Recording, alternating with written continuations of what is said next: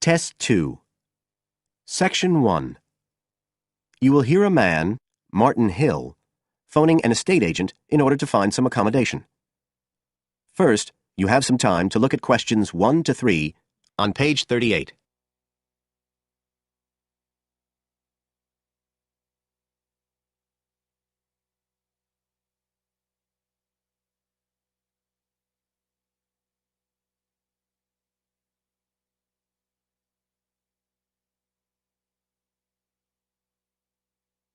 You will see that there is an example which has been done for you. On this occasion only, the conversation relating to this will be played first. To the questions as you listen, because you will not hear the recording a second time. Listen carefully and answer questions 1 to 3.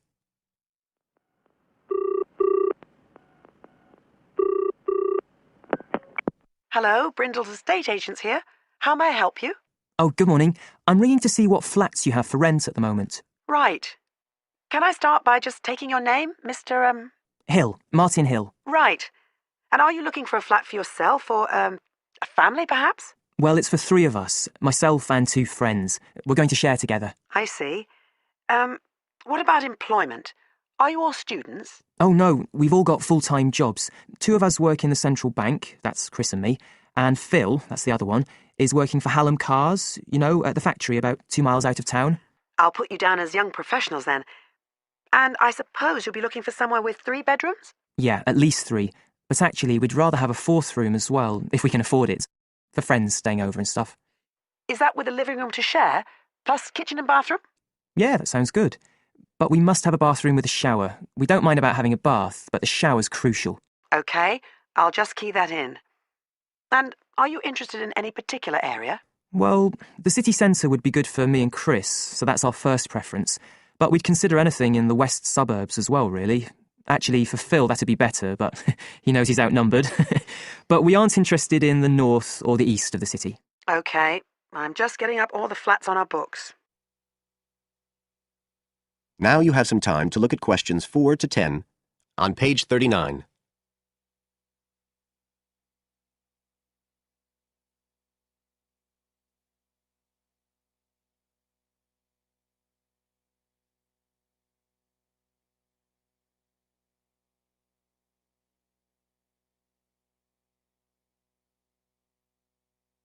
Now listen and answer questions 4 to 10. Just looking at this list here, I'm afraid there are only 2 that might interest you. Do you want the details? OK, let me just grab a pen and some paper. Fire away. This first one I'm looking at is in Bridge Street and very close to the bus station. It's not often that flats in that area come up for rent. This one's got 3 bedrooms, a bathroom and kitchen, of course, and a very big living room. That sounds a good size for you. So what about the rent? How much is it a month? The good news is that it's only £450 a month. Rents in that area usually reach up to £650 a month. But the landlord obviously wants to get a tenant quickly. Yeah, it sounds like a bit of a bargain. What about transport for Phil? Well, there'll be plenty of buses, so no problem for him to use public transport. But unfortunately there isn't a shower in the flat. And that location is likely to be noisy, of course. OK, what about the other place? Let's see. Oh, yes. Well, this one is in a really nice location, on Hills Avenue. I'm sure you know it. This looks like something a bit special. It's got 4 big bedrooms and, there's a big living room. And, oh, this will be good for you, a dining room. It sounds enormous, doesn't it? Yeah, it sounds great. That whole area is being developed, and the flat's very modern, which I'm sure you'll like. It's got good facilities, including your shower. And of course, it's going to be quiet, especially compared with the other place. Better and better. But I'll bet it's expensive, especially if it's in that trendy area beside the park. I'm afraid so. They're asking £800 a month for it. Whoa, it sounds a lot more than we can afford. Well, maybe you could get somebody else to move in too. I'll tell you what, give me your address and I can send you all the details and photos, and you can see whether these 2 are worth a visit. Thanks, that would be really helpful. My address is flat 5. That is the end of section 1. You now have half a minute to check your answers.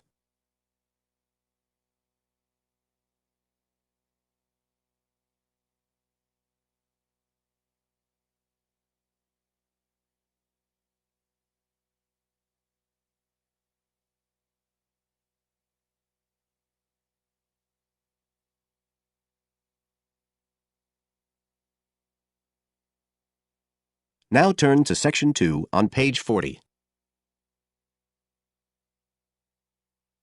Section 2. You will hear a tour guide welcoming a group of visitors to the British Library and telling them about the library and what they will see there. First, you have some time to look at questions 11 to 15 on page 40.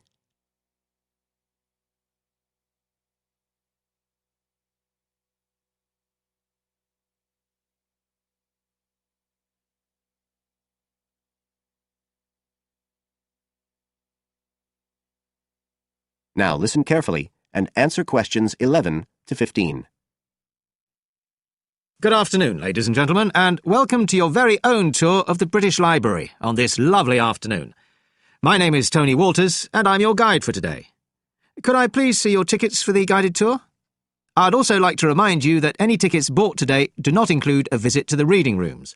I'm afraid we don't do visits on Fridays, or any weekday during working hours, so as not to disturb the readers. But if you do want to see those rooms, the only day there are tours is on Sundays. So, I don't want anyone to be disappointed about that today. OK? Thank you. Right, we'll start with a brief introduction. As many of you know, this is the United Kingdom's National Library, and you can see that this is a magnificent modern building. It was first designed by Sir Colin St. John Wilson in 1977, and inaugurated by Her Majesty the Queen more than 20 years later in 1998. As you can see, the size is immense, and the basements alone have 300 kilometres of shelving, and that's enough to hold about 12 million books.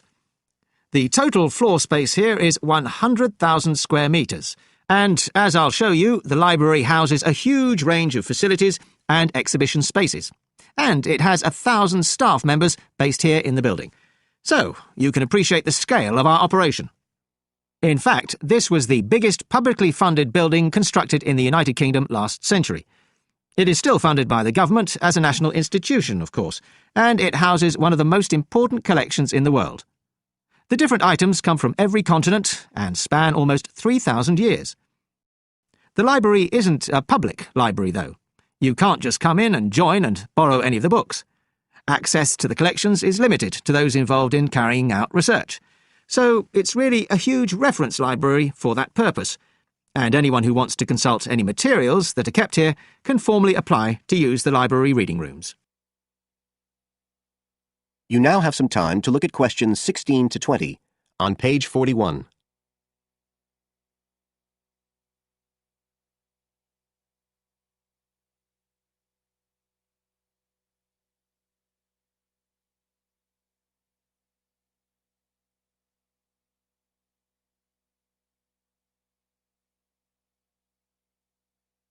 Now listen and answer questions 16 to 20. Right, well, here we are, standing at the meeting point on the lower ground floor, just to the right of the main entrance. I've given you all a plan of the building so that we can orientate ourselves and get an idea of where we'll be going. Now, outside the main entrance, you'll see the wide piazza with the stunning sculpture of Newton. The sculptor was Paolozzi, but it's based on the famous image by William Blake, and it's definitely worth a closer look. On the other side of the piazza from the statue is the conference centre, which is used for all kinds of international conventions. We'll take a quick look inside at the end of our tour. Looking ahead of us now, you'll see that we're standing opposite the staircase down to the basement, where you'll find the cloakroom, and to the left of that, we have the information desk, where you can find out about any current exhibitions, the times of the tours, and anything you need to know, if you don't have a tour guide. As you can see, on this lower ground floor, we also have a bookshop. That's the area over to the left of the main entrance. You'll be free to browse there when we get back to the ground floor. Now, opposite the main entrance on this floor, we have the open stairs leading up to the upper ground floor.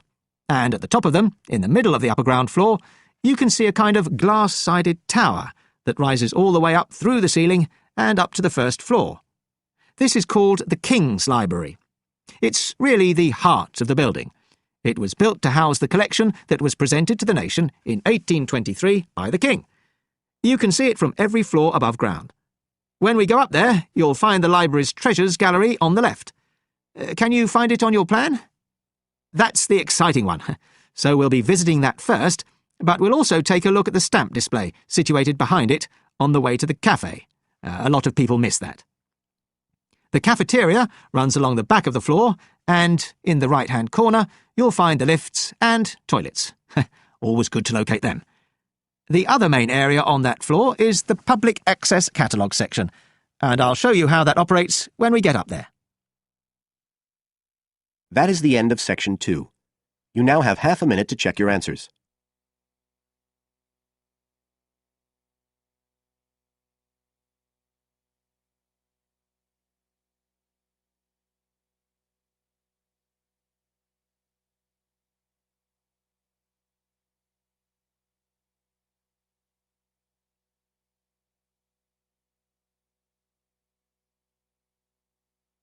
Now turn to Section 3 on page 42.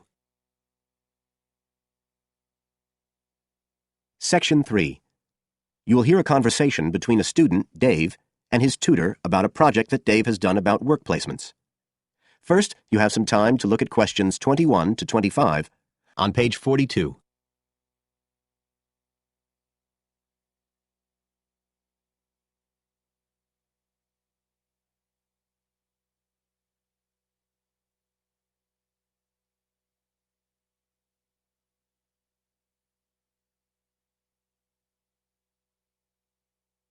Now listen carefully and answer questions 21 to 25. Good afternoon, Dave. Come on in and take a seat. Hi, Dr. Green. Thanks. Well, hang on a minute. I'll just find the first draft of your project paper, and we can have a look at it together. Now, yours is the one on work placement, isn't it? Yeah, that's right. So what made you choose that for your project? Well, I suppose it was because sending students off to various companies for work experience seems to be such a typical part of educational courses these days. I mean, even school kids get to do it. But I felt everyone just kind of assumes it's a good thing. And I guess I wanted to find out if that's the case. But you don't look at schools or colleges, right? You've stuck to university placement schemes. Yeah, well, I quickly found that I had to limit my research. Otherwise, the area was just too big. Do you think that was okay? I think it's very sensible, especially as the objectives might be very different. So how many schemes did you look at? Well, I sent out about 150 questionnaires altogether. 50 of each to university authorities, students and companies. And I got responses from 15 educational institutions and 30 students in 11 individual companies. Great. That sounds like a good sample. And who did you send your company questionnaires to? Well, the idea was to have them done by the students' line managers. But sometimes they were filled in by the human resources manager or even the owner of the company. Right. I didn't find a full list anywhere, so I think it's very important to provide that, really. You can put it as an appendix at the back. Right. I've got a record of all the respondents, so that'll be easy. I hope other things were okay. I mean, I've already put such a lot of work into this project, identifying the companies and so on. Oh, I can tell. I think you've done a good job overall. You now have some time to look at questions 26 to 30 on page 43.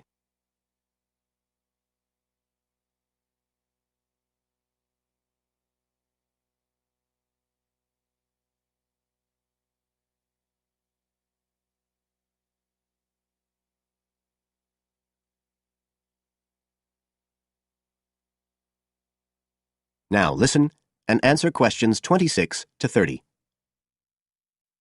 I thought your questionnaires were excellent, and you'd obviously done lots of background reading. But there were a few problems with the introduction. First of all, I think you need to make some slight changes to the organisation of your information there. At present, it's a bit confused. OK. What did you have in mind? Well, you write quite a bit about work placement in general, but you never explain what you mean by the term. So you think I should give a definition? Exactly. And the introduction is the place to do it. And then, look, you start talking about what's been written on the topic, but it's all a bit mixed up with your own project. So do you think it would be better to have two sections there, like a survey of the literature as the introduction, and then a separate section on the aims of my research? I do. You can include your methods for collecting data in the second section too. It would be much clearer for your reader. Establish the background first, then how your work relates to it. It would flow quite nicely then. Yes, I see what you mean. Anyway, moving on. I like the way you've grouped your findings into three main topic areas. Well, it became very obvious from the questionnaires that the preparation stage was really important for the whole scheme to work, so I had to look at that first. And I found a huge variation between the different institutions, as you saw. I was wondering if you could give a summary at the end of this stage of what you consider to be the best practice you found.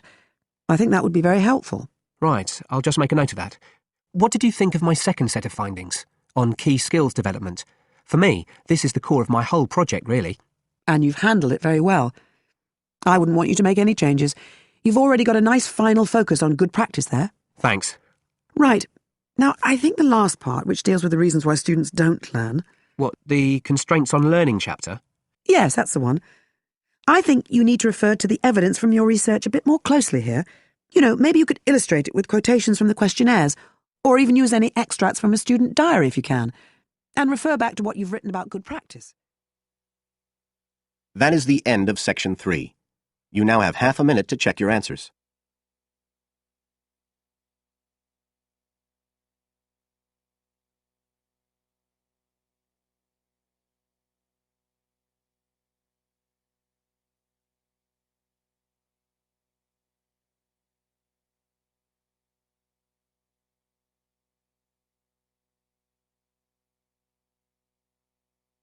Now turn to Section 4 on page 44.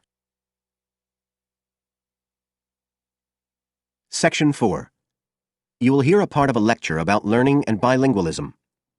First, you have some time to look at questions 31 to 40 on pages 44 and 45.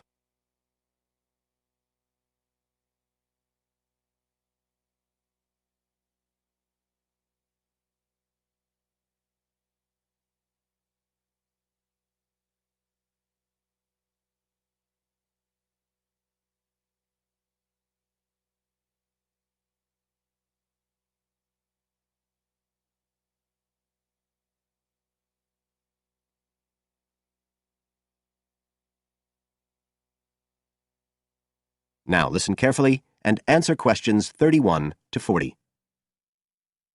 When we look at theories of education and learning, we see a constant shifting of views as established theories are questioned and refined or even replaced, and we can see this very clearly in the way that attitudes towards bilingualism have changed. Let's start with a definition of bilingualism, and for our purposes today, we can say it's the ability to communicate with the same degree of proficiency in at least two languages. Now, in practical terms, this might seem like a good thing, something we'd all like to be able to do. However, early research done with children in the USA in fact suggested that being bilingual interfered in some way with learning and with the development of their mental processes. And so in those days, bilingualism was regarded as something to be avoided, and parents were encouraged to bring their children up as monolingual, just speaking one language. But this research, which took place in the early part of the 20th century, is now regarded as unsound for various reasons, mainly because it didn't take into account other factors such as the children's social and economic backgrounds. Now, in our last lecture, we were looking at some of the research that's been done into the way children learn, into their cognitive development, and in fact we believe now that the relationship between bilingualism and cognitive development is actually a positive one. It turns out that cognitive skills such as problem solving, which don't seem at first glance to have anything to do with how many languages you speak, are better among bilingual children than monolingual ones. And quite recently, there's been some very interesting work done by Ellen Bialystok at York University in Canada. She's been doing various studies on the effects of bilingualism, and her findings provide some evidence that they might apply to adults as well. They're not just restricted to children. So how do you go about investigating something like this? Well, Dr. Bialystok used groups of monolingual and bilingual subjects aged from 30 right up to 88. For one experiment, she used a computer program which displayed either a red or a blue square on the screen. The coloured square could come up on either the left-hand or the right-hand side of the screen. If the square was blue, the subject had to press the left shift key on the keyboard, and if the square was red, they had to press the right shift key. So they didn't have to react at all to the actual position of the square on the screen, just to the colour they saw.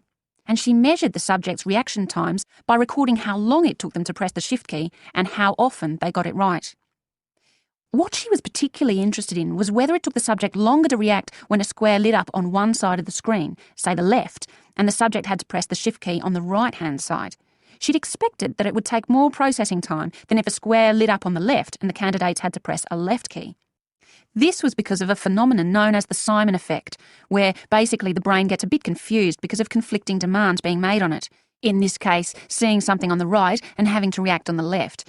And this causes a person's reaction times to slow down.